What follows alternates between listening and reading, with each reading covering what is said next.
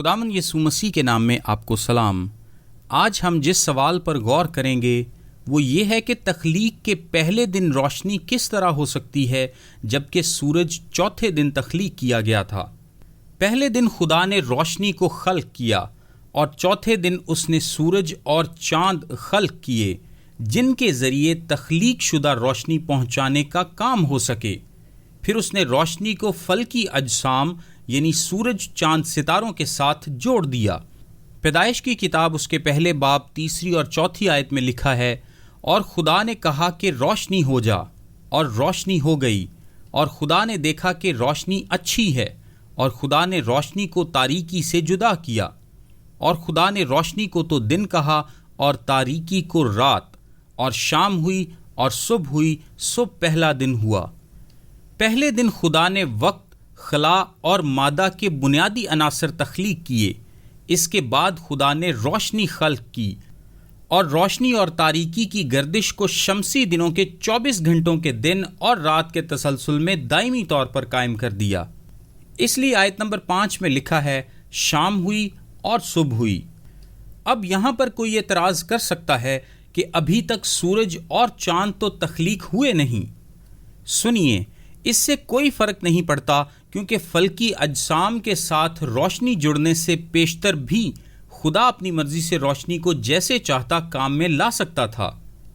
پہلے دن خدا نے روشنی کو تاریکی سے جدا کیا، دوسرے دن خدا نے آسمان کو زمین سے جدا کیا، تیسرے دن خدا نے زمین کے پانی کو خشک زمین سے جدا کیا۔ یوں پہلا، دوسرا اور تیسرا دن جدا کیے جانے کا ایک سلسلہ تھا۔ اس سے پہلے کہ خدا زندگی پیدا کر سکے، ضروری تھا کہ روشنی کو تاریکی سے جدا کرے اور تاریکی اور روشنی کے تسلسل کو قائم کرنے سے 24 گھنٹوں کا ایک شمسی دن خلق کرے۔ پھر اسے آسمان کو زمین سے جدا کرنا تھا، جو کہ خدا دوسرے دن کرتا ہے۔ اسے پانی کو زمین سے جدا کرنا تھا تاکہ زمین دکھائی دینے سے سمندر کی مچھلیوں کے لیے پانی اور زمین کے جانوروں کے لیے خشکی فراہم ہو سکے۔ پہلے 3 دنوں میں خدا نے کائنات کو زندگی کی پیدائش کے لیے تیار کیا، اور یہ خدا کی بہترین حکمت عملی تھی کہ روشنی تاریکی سے جدا ہو، آسمان زمین سے جدا ہو، اور خود زمین پانی سے جدا ہو۔ اب چوتھے دن روشنی کی دوبارہ سے تخلیق ایک اہم مسئلہ کھڑا کر دیتی ہے۔ اب روشنی چوتھے دن سے پیشتر ہی موجود تھی۔ لوگ اکثر کہتے ہیں کہ ہم سب جانتے ہیں کہ روشنی کا منبع سورج، چاند اور ستارے ہیں، تو ان کے بنا زمین کیسے روشن ہو سکتی ہے؟ اور لوگ مزید کہتے ہیں کہ اگر سورج تخلیق نہیں ہوا تھا تو تیسرے دن پودے بھی پیدا نہیں ہو سکتے تھے۔ خدا کیسے پودوں کو تیسرے دن جبکہ سورج کو چوتھے دن پیدا کر سکتا ہے؟ کیونکہ فوٹو سنتھسس کا عمل جو کہ پودوں کی زندگی کے لیے لازم و ملزوم ہے، سورج کے بنا ہو ہی نہیں سکتا۔ پس خدا کا یہ کام سمجھ سے بالاتر ہے۔ کلام پر تنقید کرنے والے اسی بنا پر اس کو رد کر دیتے ہیں۔ تاہم یہ اعتراض بے وقوفانہ ہے، کیونکہ ہم سب جانتے ہیں کہ روشنی پہلے دن ہی تخلیق ہو چکی تھی، اور جہاں روشنی ہو وہاں حرارت بھی ہوتی ہے، اور جہاں روشنی اور حرارت دونوں ہی ہوں وہاں فوٹو سنتھسس کا عمل بآسانی ہو سکتا ہے۔ یعنی تیسرے دن ایسے سازگار حالات موجود تھے جن میں پودے پیدا ہو سکیں، کیونکہ روشنی پہلے سے موجود تھی اور اپنا کام کر رہی تھی۔ فرق صرف اتنا تھا کہ اس وقت تک روشنی فلکی اجسام یعنی سورج وغیرہ کے ساتھ جوڑی نہیں گئی تھی۔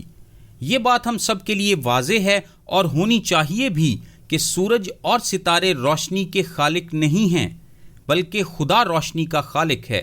خدا انہیں محض ایسے اجسام کے طور پر استعمال کرتا ہے جو کہ اس روشنی کو دوسروں تک پہنچانے کا کام کر سکیں، جو کہ ان کے بنائے جانے سے پیشتر اور ان کے بنا ہی موجود تھی۔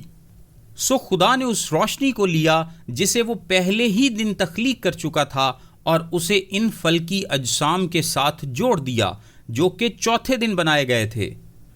اب آپ آگ ہی کو لے لیں، اس سے روشنی پیدا ہوتی ہے، اور اس کا سورج سے کوئی تعلق نہیں، نہ ہی آسمانی بجلی سے پیدا ہونے والی روشنی کا۔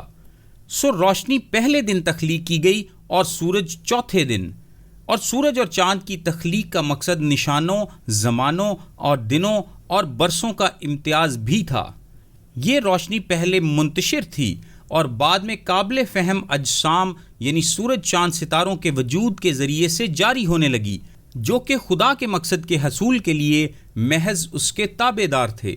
روشنی پہلے ہی سے موجود تھی، چوتھے دن وہ محض ان اجسام کے ساتھ جوڑ دی گئی۔ میرا نام تابش قاضی ہے اور یہ پیغام آپ کو ڈیلی ورسز کی جانب سے پیش کیا گیا ہے۔ ہم سوموار سے جمعہ یعنی ہفتے میں 5 دن انگلش، اردو اور آڈیو میں ایسے پیغامات واٹس ایپ سروس کے ذریعے بھیجتے ہیں۔ اگر آپ اپنے نمبر پر یہ سروس حاصل کرنا چاہتے ہیں تو ابھی اپنا نام اور شہر کا نام لکھ کر 0333 80 20 972 973 یا پھر 974 پر واٹس ایپ میسج کریں۔ خدا آپ کو برکت دے، آمین۔